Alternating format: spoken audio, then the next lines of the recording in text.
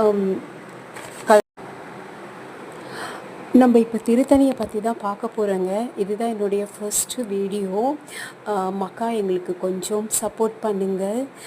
திருத்தணின்னு ஏன் பேர் வந்துச்சு அப்படின்னா, முருகருடைய கோபம் தணிஞ்சு இருக்கிற இடம் தான் திருத்தணி. இங்கே அவர் வள்ளியை கல்யாணம் பண்ணிக்கிட்டு இருக்கிற ஸ்தலம் தான். இதுக்கு முன்னாடி இவர் தேவர்களுக்கு ரொம்ப ப்ராப்ளம் கொடுத்த சூரபத்மனை அழிச்சிட்டு அவரோட சண்டை போட்டுட்டு அந்த நம்ம ஏர்லி மார்னிங் போனோம்னா 6 படை வீட்டில் 5வது வீடு தான் இந்த திருத்தணி. இதுதாங்க வள்ளியை கல்யாணம் பண்ணிட்ட இடம் தான் திருத்தணி அப்படிம்பாங்க. ஆக்சுவலாக நம்ம சென்னையிலேருந்து இது 84 கிலோமீட்டர்ஸ் தாங்க இருக்குது. ஈஸியாக பஸ்ஸு ட்ரெயின் எல்லாம் போகிறதுனால நம்மளுக்கும் டிரான்ஸ்போர்ட் ப்ராப்ளம் எதுவுமே இல்லை. அதுக்கப்புறம் இது டைமிங் 5:30 to 9 o'clock வரைக்கும் இருக்குங்க. அதுக்கப்புறம் இது திருவள்ளூர் டிஸ்ட்ரிக்டில் தான் இருக்குது. திருத்தணிங்கிற மலை மேலே இந்த கோவில் இருக்குது. வீக் டேஸில் இங்கே கீழ் திருத்தணியிலேருந்து மேல் திருத்தணிக்கு 365 படிக்கட்டு இருக்குங்க. ஈஸியாகவே ஏறிடலாம். ஏற முடியல அப்படின்னா நம்ம பஸ்லேயே போய்க்கலாம். ஒரு வருஷத்துக்கு 365 டேஸ் இருக்கிறதுனால இவங்க அதை கணக்கிட்டு 365 படிக்கட்டாக வச்சுருக்காங்க. அதுக்கப்புறமா இங்கே நம்ம வேண்டிக்கிட்டால் எல்லாமே நடக்கும் அப்படின்னு சொல்கிறாங்க.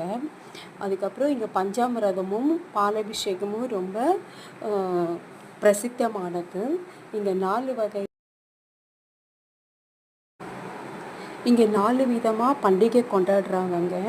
ஒன்று சூரபத்மனை அழிச்சதை கொண்டாடுறதுக்காக கந்தசஷ்டி அப்படின்னு ஒரு நிகழ்ச்சி 6 நாளைக்கு கொண்டாடுறாங்க.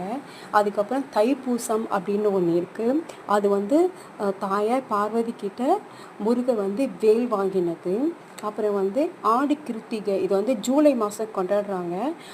ரிவர் காவேரியிலே தண்ணி பொங்கறச்ச அதுக்கு தேங்க்ஸ் சொல்கிற மாதிரி பூவெல்லாம் போட்டு அது ஒன்று கொண்டாடுறாங்க.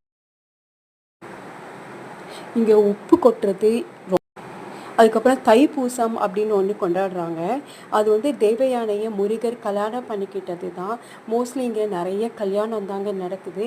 கீழ் திருத்தணியில் சத்திரம் எடுத்துகிட்டு மேலே கல்யாணம் பண்ணிவிட்டு திரும்பவும் கீழே போயிடுவாங்க. நாங்கள் போகிறப்ப கூட ஒரு கல்யாணம் நடந்துகிட்டு இருந்தது. சரி, அது அழகாக இருந்ததுனால நாங்கள் ஷூட் பண்ணிட்டோம். அதுக்கப்புறம் இங்கே பஞ்சாமிர்தம் ரொம்ப ஃபேமஸ்ஸு. அப்புறம் பங்குனி உத்திரம் ரொம்ப விமரிசையாக கொண்டாடுவாங்க. பலாப்பழமும் தேனும் எல்லாம் போட்டு கலந்து அந்த பஞ்சாமிர்தம் ரொம்ப நல்லாயிருக்கும். திருப்பதியில் எப்படி லட்டு